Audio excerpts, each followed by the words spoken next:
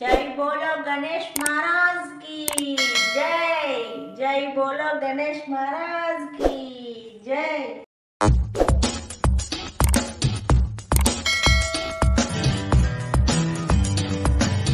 నమస్తే అండి, నేను మీ దివ్యకను. ముందుగా అందరికీ వినాయక చవితి శుభాకాంక్షలండి. మా అబ్బాయి 2 పాలవెల్లులు తయారు చేస్తున్నాడు ఏంటా అనుకుంటున్నారా? ఒకటి ఇంట్లోకి, రెండోది మా వారి షాప్లోకి అండి. ఈ సంవత్సరం నేను హెల్త్ ఇష్యూ కారణంగా చవితి చేసుకోలేనేమో అనుకున్నాను. కానీ పిల్లలిద్దరూ నువ్వు జస్ట్ ప్రసాదాలు చేసుకో, మిగిలిందంతా మేము చూసుకుంటామని అన్నారు. బెల్లం తాలికల కోసం పిండిని ఉక్కబెట్టి ఇస్తే మా అమ్మాయి తాలికలు చేసేసింది. ఇక మా అబ్బాయి పత్రి అంతా సిద్ధం చేసుకుని పాలవెల్లిని దేవుడి గదిలో పెట్టి రెడీ చేస్తున్నాడు. పిల్లలిద్దరూ కలిసి వినాయకుడికి పాలవెల్లిని చక్కగా అలంకరించారు. ఏ ఒకేషన్ కైనా మా ఇంట్లో పప్పు బూరు మాత్రం కామన్ గా ఉంటుందండి. పూర్ణాలు కూడా రెడీగా పెట్టేశారు. నేను బూర్లు వేసేసా, బెల్లాన్ని కూడా కరిగించి పక్కన పెట్టేసా. బెల్లాన్ని డైరెక్ట్ గా వేస్తుంటే బాగుంటలేదు కదా, కరకరలాడుతుంది ఇసుకలాగా అని చెప్పేసి ఇలా వడపెట్టుకుని వేసుకోవడానికి అని చెప్పి ఇలా చేశానండి. ఇదిగో నేనే ఇక్కడ చేస్తున్నానని మా అమ్మాయి వీడియో తీస్తుంది. ఇక బెల్లం తాలికల కోసం అని చెప్పి బెల్లాన్ని మరిగించాను వాటర్ వేసి.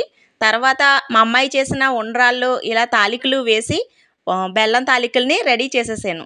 ఏ మాటకు ఆ మాట చెప్పుకోవాలండి, ఈరోజు బెల్లం తాలికలు మాత్రం మహారుచి అద్భుతంగా ఉన్నాయండి. తినడానికైతే చాలా చాలా బాగా వచ్చిందనమాట బెల్లం తాలికలు. తర్వాత నేను పులిహోర కూడా రెడీ చేసి పక్కన పెట్టాను. తర్వాత మేము ఉండ్రాళ్ళు పెద్ద ఎక్కువగా తినమండి, దానికోసం అని చెప్పి షాప్ దగ్గరికి ఇక్కడికి కలిపి ఒక 9 ఉండ్రాళ్ళు తయారు చేశాను. ఆ తర్వాత బూరెలు కూడా వేసేసాను. ఇక బెల్లం తాలికలు కూడా అయిపోయినాయి. ఇవన్నీ పక్కన పెట్టేసి ఇంకా నేను రెడీ అవ్వి వచ్చేసాను అనమాట.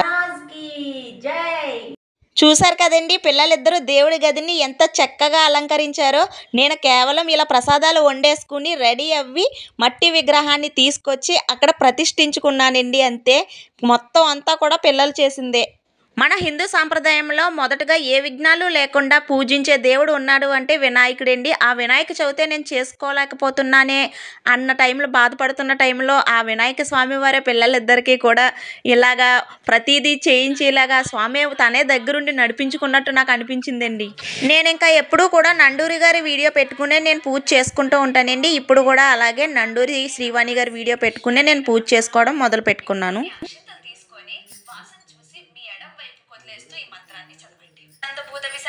एते भूमिभारकाः एतेषाम विरोधेन ब्रह्म कर्म समारभे। ఇప్పుడు మనం యాండి నా చిన్నతనంలో అయితే ఎంత బాగుండేదండి. మేము క్రిస్టియన్స్ అండి. నేను వరలక్ష్మి వీడియోలోని మీకు ఆల్రెడీ చెప్పాను కదండి. కానీ మా ఎదురింటి అమ్మమ్మ గారు వాళ్ళు చేసుకుంటుంటే వెళ్ళేదాన్ని అని చెప్పాను కదా. నా చిన్నతనంలో అయితే ఈ వినాయక చవితిని అంగరంగ వైభవంగా ఊరంతా కలిసి ఎంత అందంగా ఎంత అద్భుతంగా చేసుకునేవారేనండి. ఆ రోజులన్నీ కూడా ప్రతి సంవత్సరం గుర్తుకొస్తూనే ఉంటాయండి.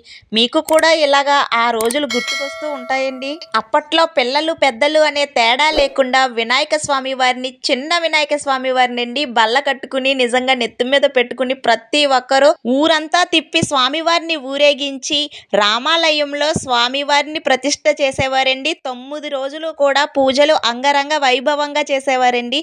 చాలా చక్కగా ఉండేదండి. ఆ రోజుల్ని వర్ణించడం కూడా వర్ణనాతీతమండి. మా పిల్లలు కూడా ఆ రోజుల గురించి అడుగుతుంటేనండి వాళ్ళకి వివరిస్తూ వాళ్ళు చాలా ఇంట్రెస్ట్గా వింటుంటే నాకు చాలా హ్యాపీగా అనిపించింది. తిరిగి రాని ఆ రోజులకైతే నిజంగా మళ్ళీ వెళ్ళలేమండి. ఆ జ్ఞాపకాలన్నీ పెనవేసుకుని మన పిల్లలకి వివరించి చెప్పడమేనండి. ఒక్కసారిగా ఎమోషనల్ అవి కళ్ళల్లో నీళ్ళు కూడా వచ్చేసినాయండి నాకు. ఎందుకంటే అంత అద్భుతంగా చేసేవారండి. 9 రోజుల తర్వాత కూడా మళ్ళా ఊరేగింపుతో వినాయకుడిని ఊరేగించి మా ఊరిలోనండి ఆడవాళ్ళు, మగవాళ్ళు, పిల్లలు, పెద్దలు అందరూ కలిసి వినాయక నిమజ్జనానికి ఆటపాటలతో ఆ స్వామిని ఊరేగించి మా ఊరి కొత్త కాలువలో వినాయక నిమజ్జనం చేసి స్వామివారిని సాగనంపేవారు. మీ జీవితంలో ఒక్కసారైనా ఇలా వినాయక చవితి చేసుకుని ఉంటే ఖచ్చితంగా నాకు కామెంట్ చేయండి. ఇప్పటి పిల్లలు పెద్ద పెద్ద విగ్రహాలు పెడుతున్నారే కానీ పెద్దలతో సంబంధం లేదు, పెద్దలకు పిల్లల ప్రేమతో సంబంధం లేదు అన్నట్టుగా ఉంటుందండి చూస్తుంటేని. నాకైతే చాలా బాధగా ఉంటుంది. మన జీవితంలో జరిగింది మా పిల్లల జీవితంలో జరగ జరగట్లేదే అనే ఒక ఫీలింగ్ అయితే నాకు అలాగే ఉండిపోయిందండి. కొంతలో కొంతైనా పిల్లలకి అప్పటి సంప్రదాయాలు చెప్పి ఇంట్లోనే ఆ సంబరాన్ని జరుపుతూ ఉంటాను. ఏ పండగ కూడా నా బాల్యాన్ని గుర్తు చేయదు కానండి, ఈ వినాయక చవితి మాత్రం ప్రతి సంవత్సరం నా బాల్యాన్ని గుర్తు చేస్తూనే ఉంటుందండి. వినాయకుని నిమజ్జనం తర్వాత ఊరంతా బంతి భోజనాలు పెట్టేవారు. ఇప్పటి బర్ఫీ భోజనాల్లా కాదండి, బంతి భోజనం అంటేనే అదొక ఎమోషన్ అని ఇలా పూజల గురించి వివరిస్తూ మా పిల్లలకి మా గణపతి పూజను ఇలా జరుపుకున్నామండి. కొన్ని పిక్స్ కూడా మీకు షేర్ చేస్తున్నాను. మీరు నేను మనం చేసే మంచి పనులకు ఎటువంటి విఘ్నాలు కలగకుండా ఆ స్వామి దయ అందరి ముందు ఉండాలని కోరుకుంటున్నాను. మరో మంచి వీడియోతో మళ్ళీ కలుద్దాం. Love you all.